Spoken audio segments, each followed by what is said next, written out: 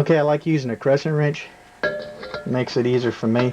I'll go all the way around, tightening the thing down if it's a little snug. Now you're at the lead washer. You're at the lead washer. You're going to have to make a turn, and you're going to have to snug that thing down. Sometimes you're going to have to put it in your, take it off. I'm not going to be able to do it here because you really got to snug it and turn it one more turn around and snug it tight. But when you come, you've got to stop where you're going to stop. If you go too far, you cannot back out. If you back up, you went too far and you back up, lead washer won't seat anymore. Now you'll have a leak. If you back up, the lead washer will not seat anymore. Then you'll have a leak right in here.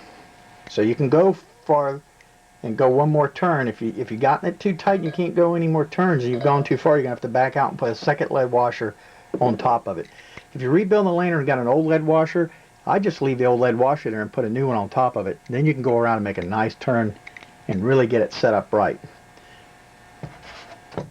Alright, I use a crescent wrench on it because I like to use a smaller crescent wrench when I'm putting the knob on, or if I'm holding the top, put 152 on, I'll use one here. Then I'll go up the top and tighten that nut down good and tight, holding the bottom one so I don't twist this in the tank and then have a leak or go too far where I can't put the frame on and fit it correctly. Okay, and then you can put either one on first. On the 500 CP, doesn't matter. The 150s are really tight, so the 150 you would put the preheater in first, then the 153. On the 150 CP, you want to put the preheater first, then the 153. Right here, either way, it's far enough apart. And remember, when you put the 221 on the nipple, you're going to snug it really tight past that point. It's going to twist the whole unit. Usually right about here is where I am with the preheater, right here. And when it's closed on it,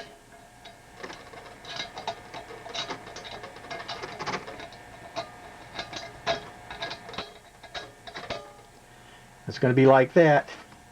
When you tighten it a little bit farther, it's going to move it over a little ways in this area. I like to have it in this area to this area at the end somewhere.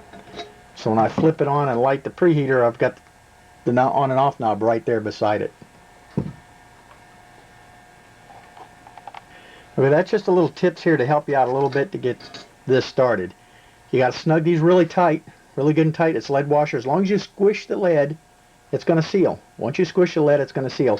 This one's going to be really tight, and when you add your 221 on the nipple at the end, you're going to turn one more turn, and it's going to move it about that far, and it's going to be really tight. But the problem that you don't want is to have a leak.